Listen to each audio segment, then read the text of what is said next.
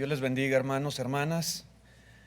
La lección que vamos a considerar en esta mañana se titula Bienaventurados los mansos.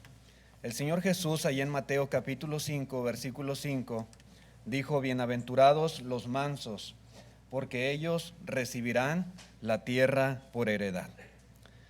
La mansedumbre es una virtud que muy pocas personas aprecian, y a veces se debe a la ignorancia que hay respecto al significado de esta palabra.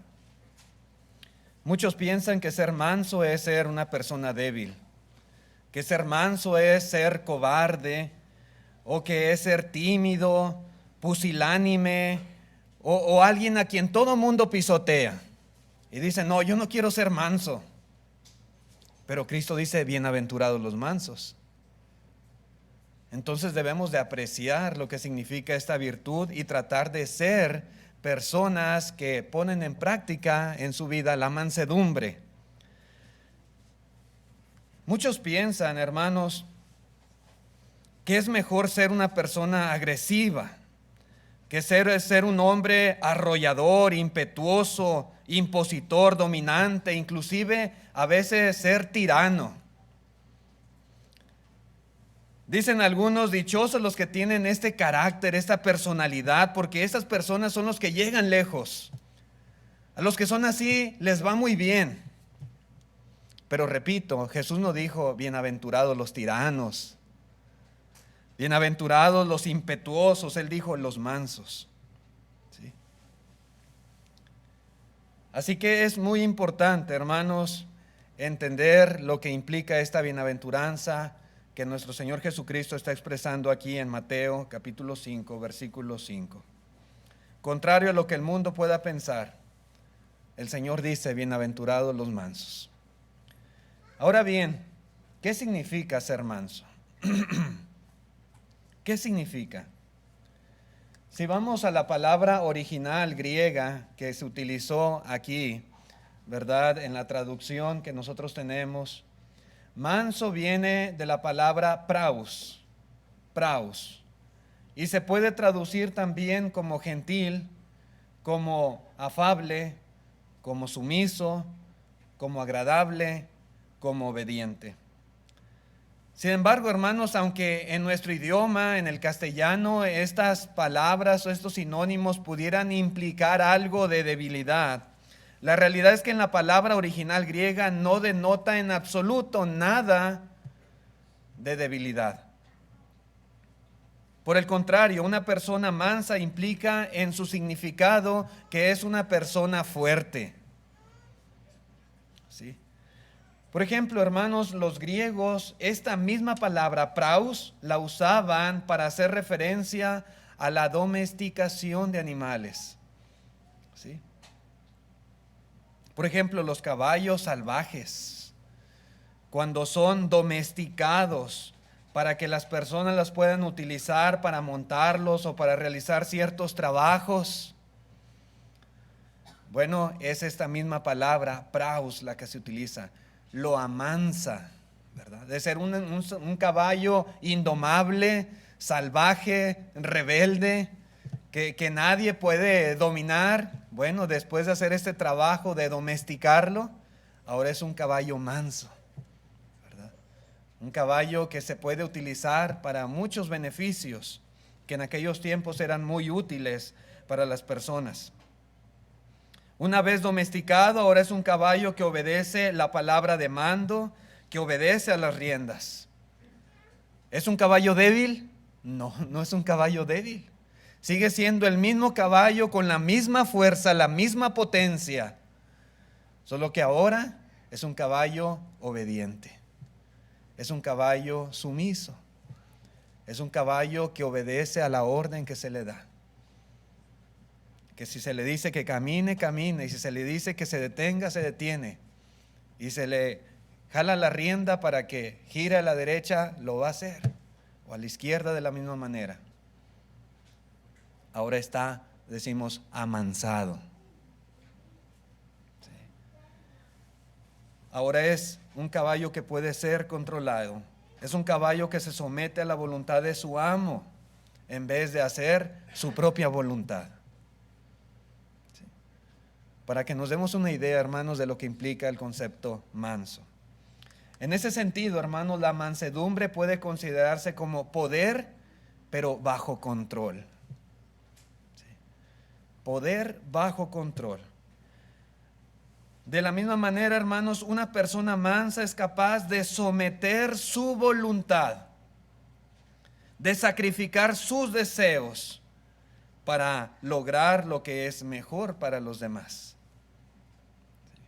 Así es una persona mansa.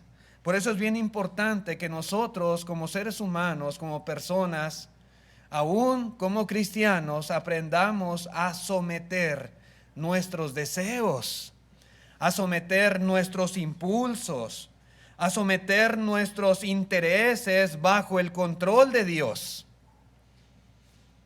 Que cuando Dios nos jale las riendas, nosotros nos sometamos a su voluntad. Que cuando Dios nos dirija y nos diga, por este camino vas a ir, que nosotros lo hagamos tal cual Él nos indica. Eso es mansedumbre.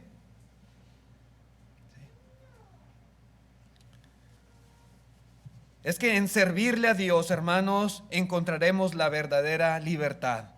En someternos a su voluntad vamos a encontrar también descanso para nuestras almas. Hay personas que piensan que someterse a Dios y ser obedientes a Él, ser sumisos a Él, es como ser esclavos, pero es todo lo contrario. Ahí es donde está la verdadera libertad. Al no someternos a Dios somos esclavos porque vivimos sometidos al pecado. Somos esclavos del pecado. La mansedumbre es un fruto del Espíritu. Dice la Escritura ahí en Gálatas 5:22. Mas el fruto del Espíritu es amor, gozo, paz, paciencia, benignidad, bondad, fe, mansedumbre, templanza. Contra tales cosas no hay ley. ¿Sí? ¿No?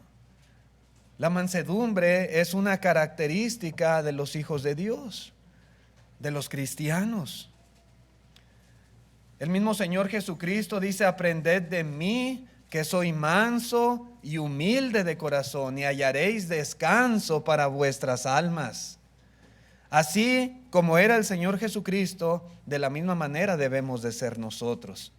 Tenemos que tener el mismo sentir que hubo en Cristo Jesús. Y si Él fue manso, debemos de aprender a ser mansos. Él se sometió completamente a la voluntad de su Padre, y así debemos de ser cada uno de nosotros. ¿Cómo ser mansos en la práctica, mis hermanos? Bueno, precisamente esto que les estoy diciendo, sometiéndonos a los mandamientos de Dios. Ahí se demuestra la mansedumbre.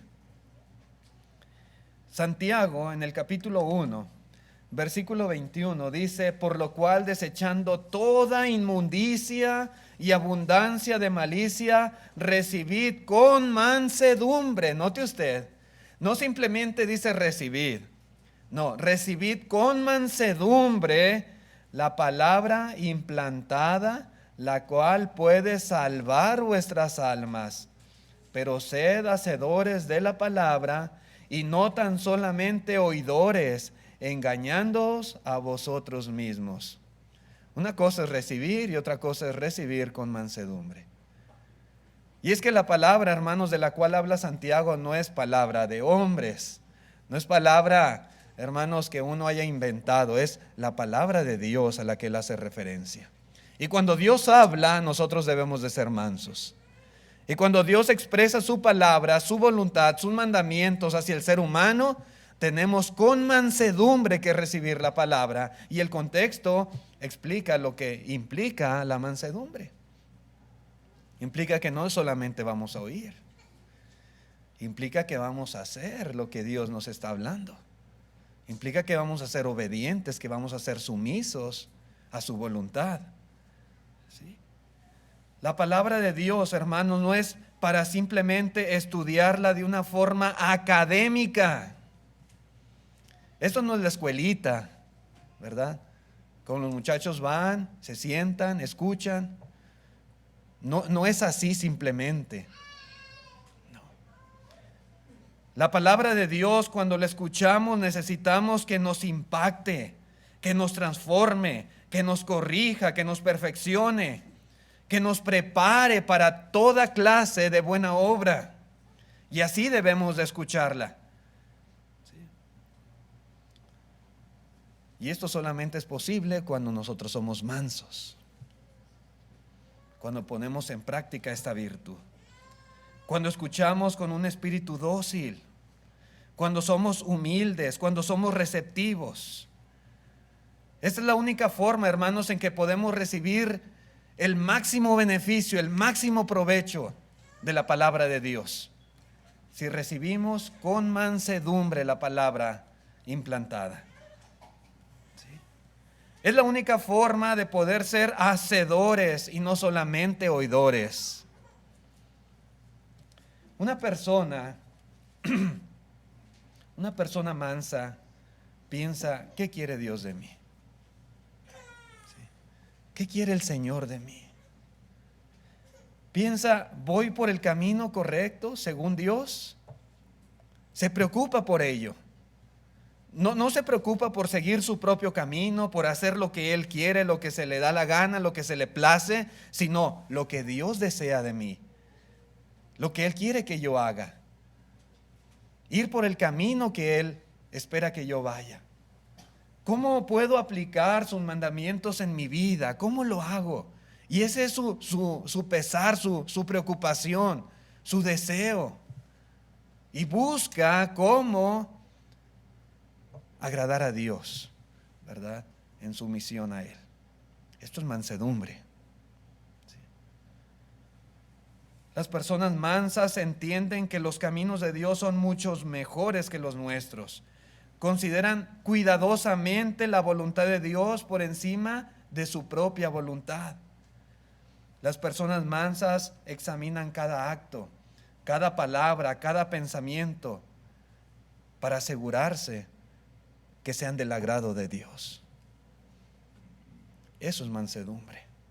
En la práctica, hermanos, así es como se lleva a cabo, como se pone por obra esta virtud. Gálatas capítulo 2, en el versículo 20, el apóstol Pablo, aunque no utiliza la palabra, refleja el significado de lo que es la mansedumbre. Él dice, con Cristo estoy juntamente crucificado y ya no vivo yo, mas vive Cristo en mí. Y lo que ahora vivo en la carne, lo vivo en la fe del Hijo de Dios, el cual me amó y se entregó a sí mismo por mí. Esto es mansedumbre. Ya no me preocupo por hacer mi voluntad, vivir como yo quiera, no. ¿Cómo quiere Dios? ¿Cómo quiere Cristo que yo viva? Así como si Cristo estuviera viviendo en mí, así voy a vivir. ¿Cristo lo haría? ¿Cristo diría tal cosa? ¿Cristo pensaría así como yo pienso? No. Entonces yo no debo de pensar así. Si Cristo haría esto, ok, yo también lo voy a hacer.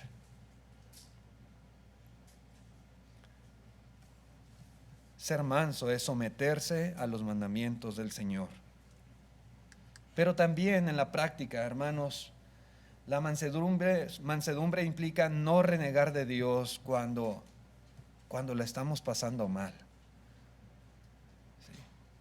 Una persona mansa puede enfrentar circunstancias sumamente difíciles, situaciones muy dolorosas, muy tristes.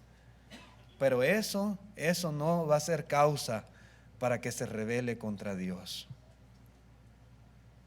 ¿Sí? Eso no lo va a hacer renegar de Dios o darle la espalda a Dios. Porque una persona mansa entiende que Dios tiene el control de las cosas. Que Dios está a cargo de mi vida. Que Él sabe lo que hace, inclusive cuando permite que nosotros experimentemos el sufrimiento. Dios sabe todo.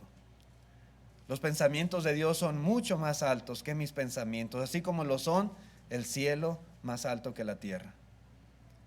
La persona mansa piensa así. Una persona mansa reacciona como Job ante las circunstancias difíciles. Allá en Job capítulo 1 versículo 20 Dice: entonces Job se levantó y rasgó su manto y rasuró su cabeza y se postró en tierra y adoró y dijo: desnudo salí del vientre de mi madre y desnudo volveré allá. Jehová dio y Jehová quitó, sea el nombre de Jehová bendito. En todo esto no pecó Job, ni atribuyó a Dios despropósito alguno. Ustedes recuerdan la historia de Job. Era un hombre inmensamente rico. Dios lo había bendecido, pero era un varón bueno, era temeroso de Dios, era apartado del mal. Un varón perfecto, dice la Escritura. Y Satanás le acusó delante de Dios y dijo: él te sirve, él te adora, porque tú lo has cercado en todas las cosas que tiene y le has bendecido y le has prosperado y le has llenado de abundancia. Por eso él te sirve. Pero quítale lo que tiene y verás si no blasfema contra ti en tu misma presencia, dice Satanás. Y Dios permitió al diablo quitarle a Job todo lo que tenía. Nada más le dice: no lo mates.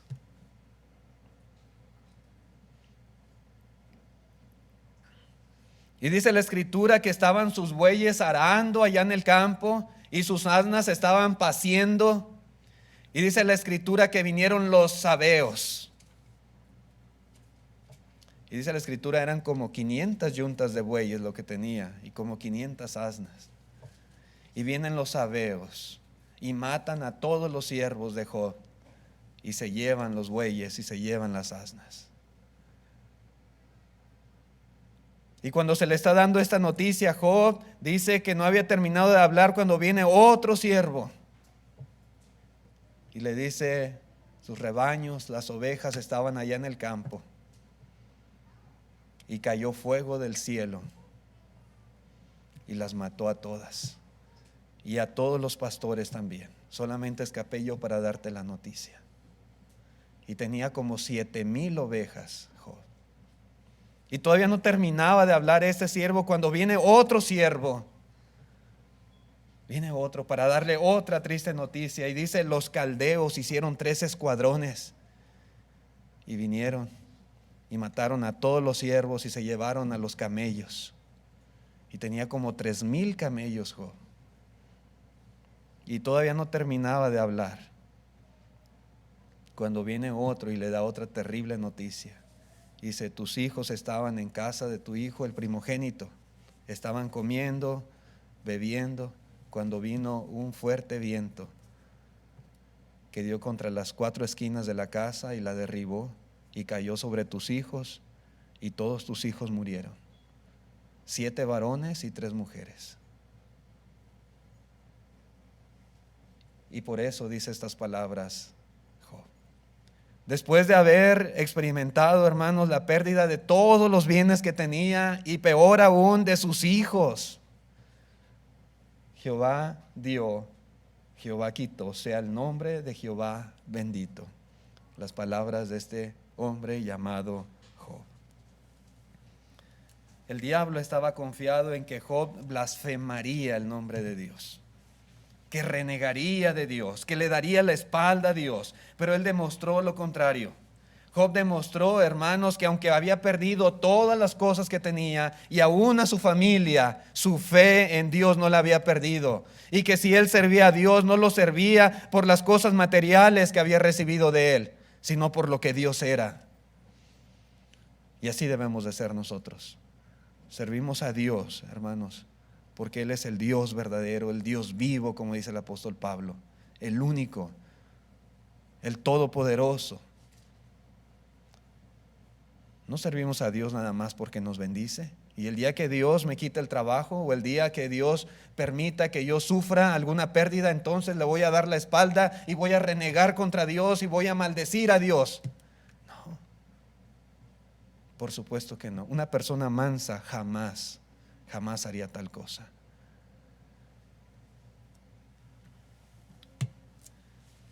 Job adoró a Dios y aceptó su voluntad, aunque esta era muy, muy dolorosa. Pero lo aceptó y adoró a Dios. Su esposa, hermanos, no demostró ser mansa. todo lo contrario. En el capítulo 2, versículo 7, podemos ver que la historia de Job continúa. Y este hombre de Dios no solamente perdió a sus hijos y todas sus posesiones materiales y se mantuvo íntegro, sino que después de esto, Satanás le dice a Dios, piel por piel, todo lo que el hombre tuviere tendrá, todo lo que el hombre tuviese dará por su vida. Y dice la Escritura que le hirió con una sarna maligna desde la planta de los pies hasta la coronilla.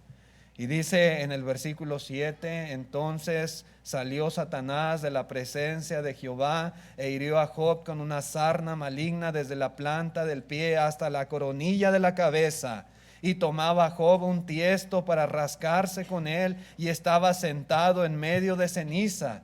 Entonces le dijo su mujer, ¿aún retienes tu integridad? Maldice a Dios y muérete. Sí, ella no estaba dispuesta a sufrir o a soportar lo que estaban viviendo, no. ¿Todavía crees en Dios? ¿Todavía tienes algún temor, algún respeto de Dios? Le dice su mujer. Maldícelo y muérete. Verso 10. Y él le dijo, como suele hablar cualquiera de las mujeres fatuas has hablado, ¿qué? ¿Recibiremos de Dios el bien y el mal no lo recibiremos? En todo esto no pecó Job con sus labios. A veces solamente queremos las cosas buenas. Sí. Y queremos que Dios nos llene de abundancia, de prosperidad, de riquezas, que jamás suframos nada absolutamente. Y queremos que así sea nuestra vida. Una vida próspera, de paz, de bonanza. Pero Job nos enseña una gran lección. Nos enseña que debemos estar dispuestos, de la misma manera que recibimos las cosas buenas, a recibir también las cosas malas. Cuando una persona tiene esa actitud, demuestra ser una persona mansa. Y es que muchas veces Dios permite cierta clase de sufrimientos. Los sufrimientos nos enseñan lecciones. ¿Sí? Nos enseñan a ser humildes. Nos enseñan a ser dependientes de Dios, a acercarnos más a Él, a buscarle más a Él. Las personas mansas siempre consideran y siempre buscan aprender lecciones que en tales problemas o situaciones se encuentran. Hay lecciones para nuestra vida. Hay lecciones que Dios quiere que veamos y aprendamos. Las personas mansas consideran. Reconocen que Dios puede utilizar aún las dificultades para su bien. Y se van a someter a Dios sin rebelarse, sin renegar. En la carta a los Hebreos, capítulo 12, versículo 3, dice: considerad aquel que sufrió tal contradicción de pecadores contra sí mismo, para que vuestro ánimo no se canse hasta desmayar. Cuando usted esté pasando situaciones difíciles, acuérdese que Cristo sufrió más por nosotros. Y dice el verso 4, porque aún no habéis resistido hasta la sangre, combatiendo contra el pecado. Muchos hermanos en el primer siglo tuvieron que dar su vida por causa de Cristo, para defender su fe. Fueron encarcelados y muchos de ellos fueron ejecutados, decapitados, muertos a filo de espada, quemados en la hoguera, echados a las fieras, fueron destrozados. Muchos vieron a sus familiares morir por causa de su cristianismo. Y dice aquí el escritor a los Hebreos: ustedes todavía no han resistido hasta la sangre, combatiendo contra el pecado. Y habéis ya olvidado la exhortación que como a hijos se os dirige diciendo: hijo mío, no menospreciéis la disciplina del Señor, ni desmayes cuando eres reprendido por Él, porque el Señor al que ama, disciplina y azota a todo aquel que recibe por hijo. ¿Cuántas veces nosotros no hemos disciplinado a nuestros propios hijos? ¿Y por qué lo hacemos? ¿Simplemente para hacerles la vida imposible? ¿Simplemente para hacerlos sufrir? No. Hay un propósito siempre detrás. Porque les amamos, porque queremos que les vaya bien, porque queremos que el día de mañana no sufran las consecuencias de ser rebeldes, de ser desobedientes, de seguir un camino incorrecto. Pero la disciplina es un acto de amor. Un bastardo es aquel al que su padre olvida y deja, ¿verdad?, al abandono, que no se preocupa por él. Pero Dios, hermanos, no nos considera bastardos, sino hijos. Y dice aquí, ¿qué hijo es aquel a que su padre no disciplina? Así que cuando estas cosas sucedan, hermanos, simplemente con mansedumbre tenemos que aceptar la voluntad del Señor. La persona mansa considera la disciplina de Dios como un acto de amor, como un acto que es para su bien, y al hacerlo renueva su ánimo, renueva sus esfuerzos para andar derechamente en corazón, en mente, delante de Dios. La disciplina, hermanos, si nosotros la aceptamos de buena voluntad, considerando, ¿verdad?, que Dios tiene propósitos y que hay enseñanza ahí para nosotros, va a ser sumamente útil y nos va a ayudar a andar rectamente en los caminos del Señor. Pero otra cosa, hermanos, de cómo poner la mansedumbre en la práctica es oponiéndonos al error y al pecado. Las personas mansas, hermanos, hacen esto. Hay quienes piensan que oponerse a lo que la Biblia llama pecado o que oponerse al error doctrinal no es ser manso. ¿Sí? Inclusive a los tales se les llama a veces intolerantes. ¿Sí? O se les llama egoístas, o se les llama antis, o criminales de odio. Cuidado y usted diga algo malo de las personas que practican el pecado, porque entonces lo tachan, lo califican de una persona agresiva, de una persona mala, perversa. Sí. Sin embargo, hermanos, la mansedumbre no está peleada con la oposición a lo que es malo. El hecho de que yo sea manso no quiere decir que nunca voy a decir nada en contra del pecado, que nunca voy a reprobar una mala actitud, que nunca voy a señalar al que hace lo malo. Eso no quiere decir que manso es ser de esa forma. No. Moisés, hermano, dice la Escritura que era el hombre más manso sobre la tierra y nunca reprendió al pueblo de Israel. Nunca lo hizo. Nunca señaló sus errores. Nunca les habló fuerte. Nunca fue duro con ellos. Sí lo fue. Cuando sus acciones así lo ameritaban, él lo fue, a pesar de ser manso. Allá en el libro de Éxodo, capítulo 32, verso 19, dice, y aconteció que cuando él llegó al campamento y vio el becerro y las danzas, ardió la ira de Moisés y arrojó las tablas de sus manos y las quebró al pie del monte. Y tomó el becerro que habían hecho y lo quemó en el fuego y lo molió hasta reducirlo a polvo, que esparció sobre las aguas y lo dio a beber a los hijos de Israel. Ahí está su becerro, bébanlo. Él se molestó grandemente contra el pueblo.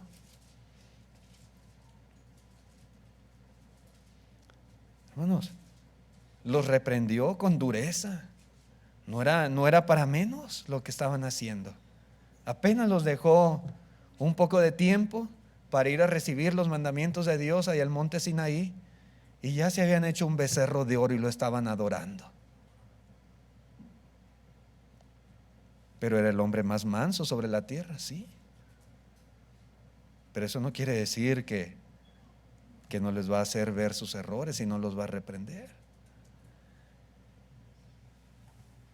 El Señor Jesucristo, siendo manso y humilde de corazón, hermanos, Él muchas veces reprendió a los falsos maestros, a los escribas y fariseos, y a todo el que requiriera de exhortación. Ahí en Mateo 15, verso 5, dice: pero vosotros decís, cualquiera que diga a su padre o a su madre, es mi ofrenda a Dios, todo aquello con que pudiera ayudarte, ya no ha de honrar a su padre o a su madre. Así habéis invalidado el mandamiento de Dios por vuestra tradición. Hipócritas, bien profetizó de vosotros Isaías cuando dijo: este pueblo de labios me honra, mas su corazón está lejos de mí, pues en vano me honran, enseñando como doctrinas mandamientos de hombres. El Señor les decía: hipócritas. Lo que ustedes enseñan son tradiciones, son doctrinas de hombres. Ustedes en vano honran a Dios. Y los discípulos van y le dicen: Señor, ¿sabes que los fariseos se ofendieron con esas palabras que tú les dijiste? Que se ofendan. El Señor tenía que decirlo. Pero Él es manso. Sí, los mansos dicen las cosas también. Claro que sí. En otra ocasión el Señor Jesucristo entró al templo y vio los animales, vio los cambistas, y el Señor se molestó tremendamente porque parecía un mercado la casa de Dios. Y volcó las mesas, hizo un látigo y empezó a sacar a los animales. Y les dice: ustedes habéis hecho de la casa de mi padre una cueva de ladrones. El Señor se indignó y se molestó. No se quedó callado, no se hizo de la vista gorda, no se hizo como si nada pasara. No, Él les dijo y los reprendió una y otra vez. La mansedumbre implica oponerse muchas veces al error y al pecado. En Gálatas capítulo 6, versículo 1 dice: hermanos, si alguno fuere sorprendido en alguna falta, vosotros que sois espirituales, restauradle con espíritu de mansedumbre, considerándote a ti mismo, no sea que tú también seas tentado. Hermanos, ¿implica la mansedumbre quedarnos callados cuando alguien es sorprendido en alguna falta? No es que yo soy manso, yo no puedo decirle nada. ¿Quién dijo eso? ¿Es lo que dice la Escritura? No. Por el contrario, implica hacerle ver su error, implica tratar de restaurarle. En la segunda carta a Timoteo capítulo 2 verso 24 dice: porque el siervo del Señor no debe ser contencioso, no, sino amable para con todos, apto para enseñar, sufrido, y dice que con mansedumbre corrija a los que se oponen, por si quizá Dios les conceda que se arrepientan para conocer la verdad y escapen del lazo del diablo en que están cautivos a voluntad de él. Si no lo corrijo, ¿cómo va a escapar del lazo del diablo? Lo tiene bien enredado el diablo, bien atado, bien sujetado. ¿Cómo él puede escapar de ese lazo? Se requiere de nuestro trabajo, de nuestra exhortación, de nuestra amonestación, ¿sí? de nuestro trabajo, ¿verdad?, en corregir. Hermanos, ser mansos no significa que no vamos a hacer este trabajo, al contrario, implica que lo haremos, porque somos mansos. ¿Sí?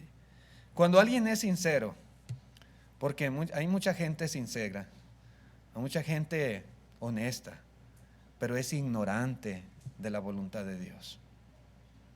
¿Sí? No conoce lo que es correcto. Bueno, la mansedumbre implica tener paciencia al hablarle, porque no sabe esa persona. Sí hace lo malo, pero no sabe, vive en su ignorancia. Bueno, hay que ser paciente con él, hay que hablarle, hay que explicarle, hay que exhortarle, ¿verdad?, con esa paciencia. Implica muchas veces usar un tono suave de voz, ser amable en nuestro trato, ¿sí?, con mansedumbre. Por otro lado, cuando la gente es consciente de las cosas y sabe que aquello es malo, sabe que no es correcto, pero deliberadamente lo hace, la mansedumbre nos debe llevar a hacer reprimendas contundentes, a ser fuertes al exhortar, a amonestar con firmeza como lo hizo el Señor Jesucristo o como lo hizo Moisés, aún siendo mansos. Hacer con mansedumbre las cosas no quiere decir que todo el tiempo vamos a ser suavecitos, ¿verdad? Y amables y con mucho tacto. No, a veces implica ser fuertes también, dependiendo de las circunstancias y de las personas a quienes se ha de amonestar. Lo importante, hermanos, es que sea quien sea la persona, se le amoneste con mansedumbre. Le vamos a amonestar no porque somos contenciosos, dice aquí el apóstol Pablo a Timoteo, no porque somos disputadores, no porque yo quiero ser el campeón de las discusiones, no es por esa la razón. No porque yo quiero demostrar que yo soy el más santo, el más perfecto, el más inteligente, el que sé más. No porque yo quiero ganar el honor o el aplauso de las personas, no es por eso. Debemos amonestar, debemos oponernos al error, oponernos al pecado. Primeramente por nuestra sumisión a Dios, porque Dios nos manda, nos ordena que lo hagamos. Y en segundo lugar, por una preocupación sincera, genuina, por el bienestar de tales personas, porque queremos que su alma se salve. Queremos que esa persona no vaya a condenación. Y por eso le exhortamos, le animamos, y muchas veces tal vez tendremos que reprenderle inclusive. A muchos no les gusta que les hagan ver que están mal. Se lo diga como se lo diga. Casi a la mayoría no nos gusta. Pero una persona mansa acepta cuando se le reprende también. En Santiago capítulo 5, versículo 19 dice: hermanos, si alguno de entre vosotros se ha extraviado de la verdad y alguno le hace volver, sepa que el que haga volver al pecador del error de su camino, salvará de muerte un alma y cubrirá multitud de pecados. Por eso hay que hacer el trabajo. Por eso, para salvar su alma. ¿Cuál es la bendición de los pobres en espíritu? Según el Señor Jesús en Mateo 5:5 dice: porque ellos recibirán la tierra por heredad. Esta frase, hermanos, recibir la tierra por heredad, es muy común en el lenguaje del Antiguo Testamento. Originalmente hacía referencia a la promesa de Dios de que el pueblo de Israel moraría en la tierra de Canaán. Desde allá, desde Abraham, Dios les había prometido una tierra para ellos, una tierra fértil, una tierra próspera que producía leche y miel. ¿Sí? Y esa promesa, hermanos, llegó a ser la gran motivación para los israelitas. Pero es muy importante, hermanos, entender que esta promesa no se refiere a que vamos a vivir para siempre en un paraíso terrenal, como algunos lo hacen de ver y explican de esta manera la bienaventuranza. Esta tierra, dice el apóstol Pedro, y las obras que en ella hay, capítulo 3 de la segunda carta, dice: serán quemadas. Todo. La tierra y las obras que en ella hay serán deshechas. Todo esto va a perecer. Así que, hermanos, debemos entender, no se refiere a que nos vamos a quedar a vivir para siempre en esta tierra y que va a ser una tierra renovada, así como una ropa remendada. No es así. Es una interpretación absurda, hermanos, esta que se hace. Jesús, por ejemplo, jamás abogó por una esperanza terrenal en ninguna de sus enseñanzas. Nunca. Ni los apóstoles mismos, hermanos, jamás abogaron por una esperanza así. Es importante, hermanos, reconocer que la naturaleza de las promesas que hace Cristo, en cada una de estas 8 bienaventuranzas son espirituales. La naturaleza de las promesas es espiritual, no es material, no es terrenal. ¿A qué se refiere, hermanos, la promesa del Señor Jesucristo en el sentido de que los mansos recibirán la tierra por heredad? El Señor Jesucristo está utilizando las palabras del salmista David, allá en el capítulo 37 de Salmos. Hermanos, vamos a Salmos, capítulo 37, versículo 11.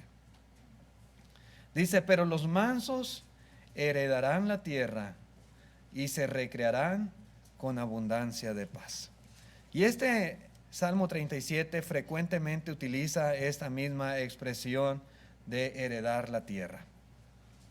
Yo creo, hermanos, que al entender la metáfora en este salmo, podremos entender también la metáfora de la tierra que utiliza el Señor Jesucristo en las bienaventuranzas.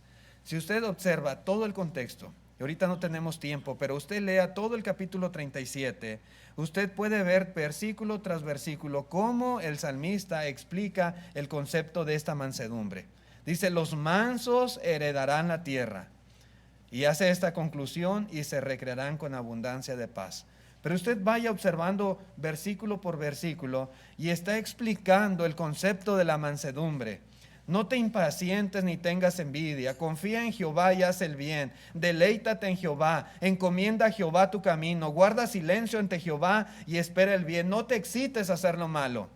Una y otra vez, y se da una serie de bendiciones si nosotros ponemos en práctica estas virtudes, ¿verdad? Hay bendición tras bendición cada que se hace referencia a algo así.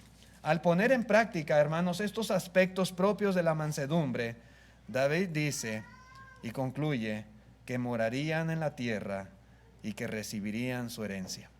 Versículo 3, 9, 11, 18, 22, 29, 34, una y otra vez se dice que han de recibir la tierra como herencia. Hermanos, note que David no está diciendo que los judíos iban a gobernar el mundo entero, como algunos piensan. Tampoco David está hablando de Canaán, porque ya la poseían. Ya habitaban en la tierra de Canaán, en esa tierra que Dios prometió allá a Abraham y a su simiente. No es esa tierra a la que, dice David, habrían de recibir. Él usa esta frase como una metáfora para asegurarles que tendrían todas las promesas que Jehová les había hecho. Él habla de los malos y dice, ellos van a ser destruidos, pero los que confíen en Jehová recibirán la tierra por heredad. Es decir, recibirían las preciosas promesas de Dios. Ese es el punto. Recibir la tierra fue la promesa más grande que habían recibido desde que el pueblo de Israel comenzó en sus orígenes, desde allá, desde Abraham. Fue símbolo de la promesa de Dios.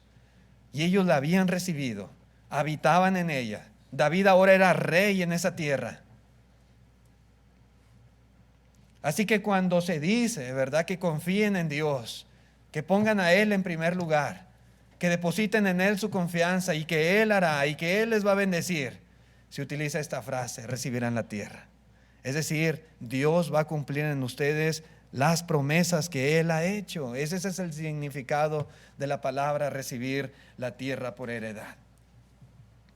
Y de la misma manera el Señor Jesucristo utilizó esta metáfora, la misma frase, la misma expresión, como una forma de asegurar a sus discípulos que disfrutarían de todas las bendiciones espirituales que Dios les había prometido. Hay bendiciones, hermanos, siempre en la vida cristiana. Bendiciones para esta vida y bendiciones para la vida venidera. Quienes son mansos, quienes confían en Dios con todo su corazón, quienes se someten a Él en obediencia, dándole honra y gloria en las buenas y en las malas, quienes ayudan a otros a convertirse de la misma manera al Señor, recibirán todas las promesas por medio de la palabra de Dios. Todas esas promesas que hemos recibido por medio de las Escrituras.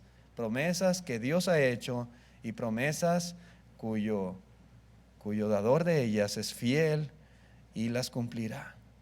Que podamos tener esa seguridad, esa certeza, es el punto del Señor Jesucristo, que el Señor cumplirá en ustedes todas y cada una de sus promesas. En Marcos 10:29 dijo el Señor: respondió Jesús y les dijo: de cierto os digo que no hay ninguno que haya dejado casa, o hermanos, o hermanas, o padre, o madre, o mujer, o hijos, o tierras por causa de mí y del evangelio, que no reciba 100 veces más ahora en este tiempo, casas, hermanos, hermanas, madres, hijos y tierras, con persecuciones, y en el siglo venidero la vida eterna. Hay muchas promesas. Pudiéramos pasarnos todo el día buscando y leyendo las promesas del Señor para sus hijos. Todas y cada una de ellas se cumplen. El Señor no está hablando aquí de títulos de propiedad, ¿verdad? No está hablando de personas literalmente, ¿sí? Está hablando de cuando nos hace falta un padre o una madre, cuando nos hace falta una casa, porque la hemos perdido, los hemos perdido por causa de Él y del evangelio. Dice el Señor: no les va a faltar. No les va a faltar una madre, un padre, un hermano, una hermana. No les va a faltar una casa. Si ustedes son cristianos y son mis discípulos, esas cosas no les van a faltar. Es promesa del Señor. Y lo hemos visto cumplido muchas veces. Yo lo puedo decir, esta promesa del Señor se ha cumplido en mí. Y yo tengo aquí muchos hermanos y hermanas, y a lo mejor mi mamá está muy lejos, mi papá está muy lejos allá en México y pocas veces las veo al año. Pero yo aquí tengo hermanos y hermanas, padres y madres, y muchas casas también. Y dice el Señor: y en el siglo venidero la vida eterna. Ese será el cumplimiento final y definitivo de la promesa de recibir la tierra por heredad. Todas las promesas del Señor se van a cumplir. Ese es el punto de Cristo Jesús. No hay mayor incentivo para esforzarnos a vivir en este mundo como Dios desea que el saber que un día moraremos en el cielo. Aún los patriarcas, aún los profetas tenían esto en su mente, en su corazón. Los cristianos del primer siglo, y nosotros también debemos de tener la misma esperanza. En Hebreos 11, verso 13, dice: conforme a la fe murieron todos estos sin haber recibido lo prometido, sino mirándolo de lejos y creyéndolo y saludándolo y confesando que eran extranjeros y peregrinos sobre la tierra, porque los que esto dicen claramente dan a entender que buscan una patria, pues hubiesen estado pensando en aquella de donde salieron, ciertamente tenían tiempo de volver, pero anhelaban una mejor, esto es, celestial, por lo cual Dios no se avergüenza de llamarse Dios de ellos, porque les ha preparado una ciudad. Dios ha preparado una ciudad celestial, la ciudad de Dios. Esa ciudad a la cual estos hombres aspiraban un día a habitar, vivir en ella. Y esa promesa la hizo el Señor Jesucristo. Y Él dijo: voy pues a preparar lugar, allá a la casa de mi Padre, allá en el cielo, para que donde yo estoy, vosotros también estéis. Recibir la tierra por heredad quiere decir, hermanos, que Dios va a cumplir sus promesas. Las promesas que son para esta vida y las promesas que son para la vida venidera.